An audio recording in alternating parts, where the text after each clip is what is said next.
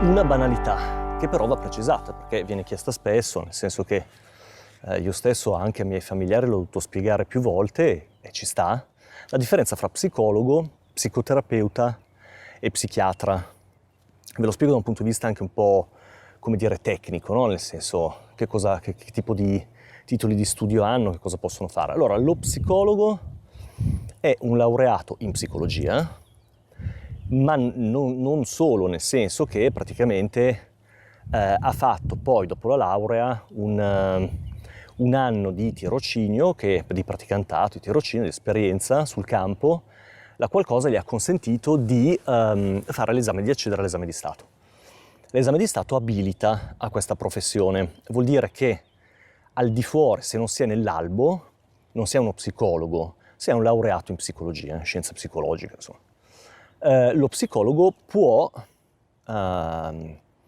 operare a livello psicologico, cioè può entrare in contatto con le persone, può fare tutta una serie di cose che vanno dalla diagnosi, da colloqui psicologici, insomma può fare tutto quello che può fare uno psicologo, non però, come dire, utilizzando tecniche terapeutiche o creando un percorso terapeutico perché non ne ha gli strumenti. Poi si potrebbe aprire un capitolo su cosa può essere terapeutico, nel senso che chiaramente parlare con uno psicologo può avere un effetto trasformativo, quindi anche terapeutico, però diciamo che da un punto di vista strettamente deontologico lo psicologo deve evitare di utilizzare strumenti che non gli competono e creare dei percorsi che non può creare.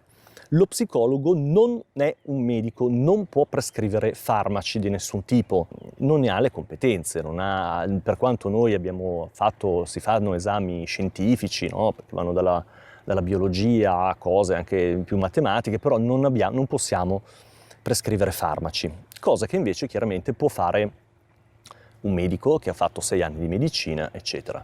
Lo psicoterapeuta è uno psicologo o un medico che hanno fatto, dopo l'esame di Stato, che si sono iscritti a un master, diciamo una scuola di specializzazione della durata quadriennale per legge, riconosciuta dall'autorità statale, e questo lo abilita alla professione di psicoterapeuta, il quale, se non è medico, non può ancora prescrivere farmaci. Per cui se siete di fronte a uno psicologo, psicoterapeuta, eccellente, eccetera, comunque, non avendo il titolo di medico, non può prescrivere farmaci. L'unico medico che può fare lo psicoterapeuta non facendo una scuola di specializzazione in psicoterapia è lo psichiatra, poiché per legge la specializzazione in psichiatria è equiparata a una scuola di specializzazione in psicoterapia, mentre tutti gli altri medici, nel senso, se vogliono fare psicoterapeuti, devono fare una scuola di specializzazione. Ovviamente lo psichiatra, in quanto medico, può prescrivere dei farmaci. Stiamo parlando di farmaci. Ovviamente tutte quelle sostanze, insomma, quei prodotti che non rientrano nella farmacopea medica ufficiale, per cui sto parlando di fitoterapici, non so, la valeriana, eccetera, possono essere anche consigliati da uno psicologo, cioè nel senso che, però con tutti i limiti.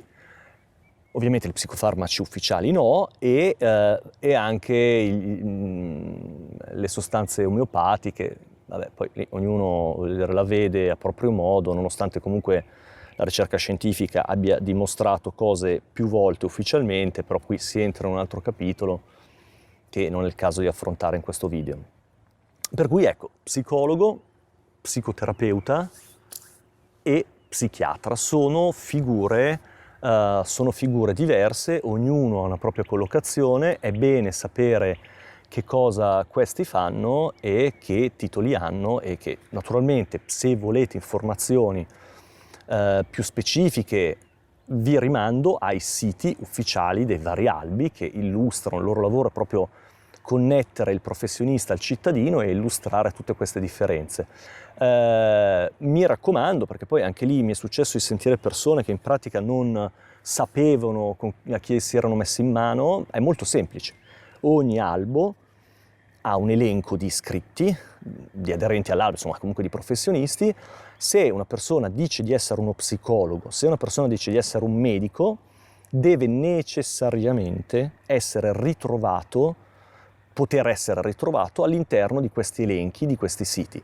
Se questa persona non è dentro questi elenchi, e non preoccupatevi che gli albi hanno il dovere, lo fanno, di tenere aggiornati questi elenchi, se questa persona non è dentro questi elenchi è molto probabile che siete incappati in una persona che esercita abusivamente la professione, e francamente vi sconsiglio di mettervi in mano a una persona che non ha studiato e che truffa, si può dire, è un truffatore? Io direi di sì.